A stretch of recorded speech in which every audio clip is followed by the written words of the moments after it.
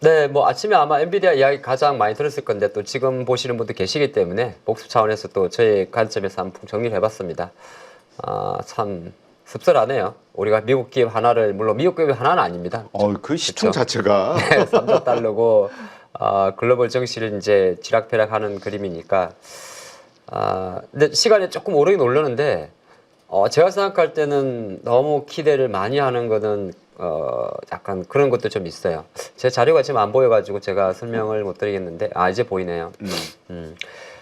뭐 글자 좀 작습니다만은 빨리 말씀드리겠습니다. 확실히 컨센서스보다는 상회했습니다. 비트는 잘 나온 거고 미스는 이제 하회한 건데, 그러니까 하나 딱 보이죠. 뭐 390억 달러는 되게 좋은데 컨센서스율이 이제 2.8%입니다. 그렇게 높진 않아요. 그러니까 시장이 이제는 약간 눈높이가 많이 익숙해져 있는 거죠.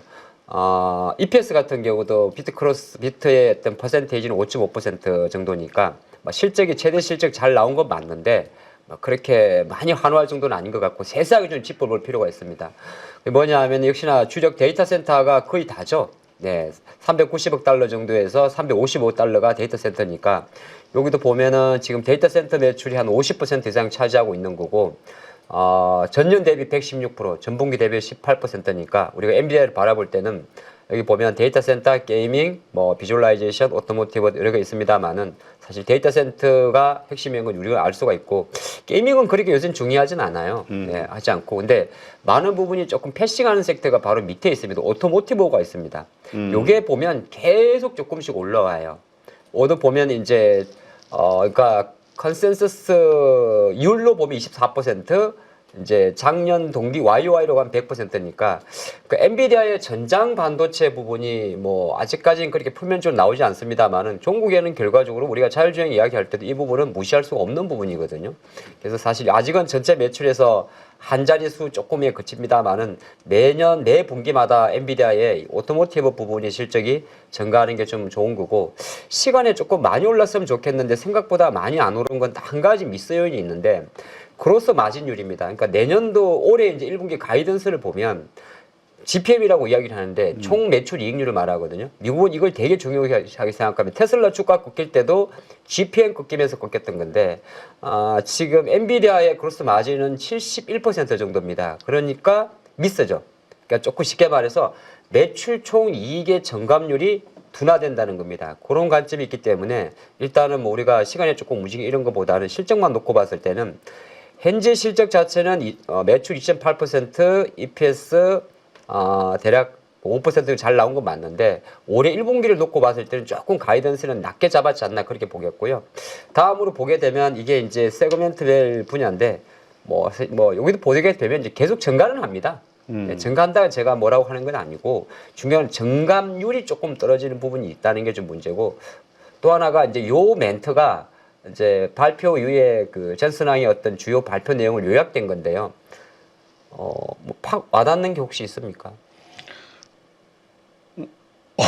없네요. 네, 그렇죠. 그게 제가 예전에 젠순왕이 하면 바로 속보로 젠순왕 뭐 해가지고 그 말 한마디 한마디를 전부 속보로 내보냈던 그런 거에 비하면 네. 지금 반응도 별로 약해. 반응도 약하고 이제 뭐 어쩌냐면 아까 보시면 이렇게 성장하는 기업은 이제 우리의 눈높이가 이미 많이 높아져 있기 때문에 실제적으로 조금 더 뭐 구체적으로 원하는 뭐 그런 거 있지 않습니까? 뭐 예를 들어서 뭐 그런 발언을 내서 구체적으로 할 필요는 없긴 없는데 뭐 딥시크 이슈에 대한 엔비디아의 뭐 향후 데이터 센터에 대한 투자를 그치. 어떻게 갈 것인지. 맞아. 왜냐면 지난번에 이 딥시크 관련해서 얘네가 그 그러니까 우리가 H100 뭐 네. 블랙웰 이걸로 계속 프리미엄 전략으로 갈 것이냐 아니면 그 그 뭐죠? 10인가 50인가? 작은 거예요. 작은 거. 예. 그 중국에 중국에 네. 수출하는 그 저가 모델 이거를 양산을 할 것인가 이게 되게 중요한 정책 결정이라고 했거든요.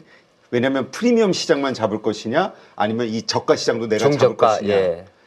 그런데 이게 없는 것 같아. 근데 아마 그거는 좀 아껴놨을 수가 있어요. 지금은 실적 발표이기 때문에 3월 17일 날 예정된 이제 엔비디아의 최대 행사 GTC 2025가 있지 않습니까? 그때 아마 전체적인 플랜을 좀 풀 수 있지 않을까 생각을 해보겠고 주가 관점에서 잠깐 보면 지금 수준에서는 아직까지는 저는 사실 지금 미국 증시도 전체적으로 힘이 좀 없잖아요. 없다 보니까 지금 오늘은 뭐 여전히 지금 엔비디아 주가가 한 작년 10월 달부터 보게 되면 120달러에서 150달러에 갇혀 있거든요. 예, 갇혀 있는 흐름이라 그 중심 가격은 이제 제가 10% 단위로 마디를 정해봤더니 대략적으로 150, 135, 120 구간으로 움직이고 있습니다. 그래서 이걸 완벽하게 다시 145까지 당기 전까지는 엔비디아도 역시나 미국 증시에 뭐 관세 노이즈라든지 박스권에 갇혀 있다 그리 보는 게 어떨까 그 생각을 좀 해보겠고요. 바로 또 다음으로 넘어가면 요거는 제가 오늘 영 주제 뽑을 게 없어가지고 그냥 맨입에 앉아 있기는 그렇고 맨입에 앉아 있으면 안 되죠. 워낙 이제 또 제 앞타임 이주연 이사가 제가 위기감을 느낄 정도로 야무지게 잘해 주시기 때문에 예, 불안합니다. 사실 이 자리도 이제 어렵겠구나. 이지연 이사만? 뭐 아직까지는 뭐 이주연 이사가 아직 가장 위협적입니다. 아 그래요? 네. 알겠어요. 그래서 뭔가 이제 영어 자료라도 가져와 가지고 시간을 때워야 되는 도저히 뭐 피곤해. 하다가 매일 이제 노력은 합니다. 그래요 참. 저희 노력을 나이 먹어가지고 노력하는 게 참 쉽진 않은데 우리가. 이게 이 자리를 지킨다는 게 참 힘든 거군요. 한때는 에이스였는데. 자, 보도록 하면 네. 이제 미국 장을 우리가 저는 왜 이 장을 준비해봤냐면 글자는 좀 많은데 그냥 제가 구두로 말씀드리겠습니다. 미국 한국 정시가 최근에 많이 강하고 홍콩도 많이 강한데 큰 관점에서는 결과적으로 미국 장이 견고해야 된다는 가장 원론적인 이야기를 한번 해보고 싶어서 그런 겁니다. 이거는 2월 초순 기준인데요. 미국의 시가총액으로 랭킹을 매겨봤더니 지금은 주가 조금 떨어져 있을 거예요.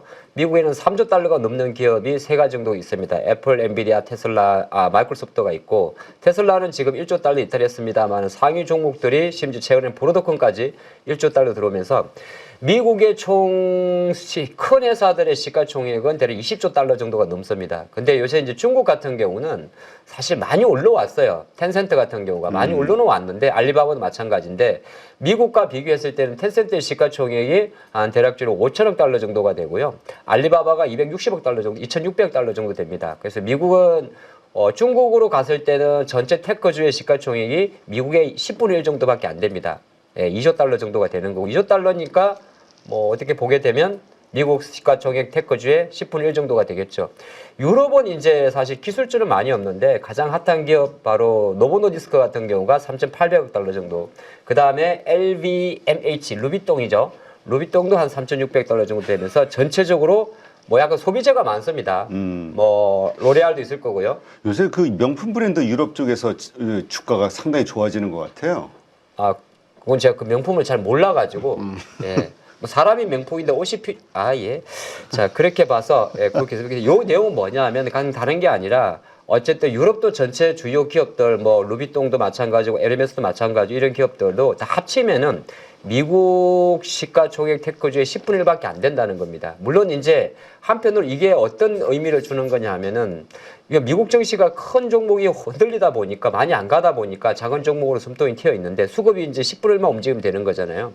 근데 이제 크게 보게 되면 이 종목들이 다 자리를 잡아야 된다는 게 제 가장 원론적인 이야기입니다. 그래서 지금 상대적으로 강한 데 대해서 너무 우쭐할 필요는 없다. 네, 그 말씀 드리겠고 제가 핫하게 준비했던 코너 속의 코너를 가기 전에 이거는 잠깐으로 준비해 봤는데 구리. 예, 어제 뭐 오늘도 아까 조금 전에 봤는데 구리가 올랐어요. 조금 많이는 안 올랐습니다. 근데 미국이 트럼프가 지금 미국 장이 밤에 흔들린 것도 EU 관세 이야기 아닙니까? 그렇죠. 그나마 다행은 3월 4일부터 예정된 멕시코, 캐나다 관세는 다시 한 달 밀어놨더라고요. 뭐 어쨌든 간에 지금 구리 같은 경우도 어저께 보면 하루 전날 수입 국가의 국가 안보를 조사해라. 관세 때리겠다는 얘기잖아요. 그렇게 갈 수도 있는데 지금 보면 미국의 24년도 주요 구리 수입국이 칠레가 가장 많습니다. 뭐 잘 아시겠지만 남미 같은 경우는 자원 부국입니다.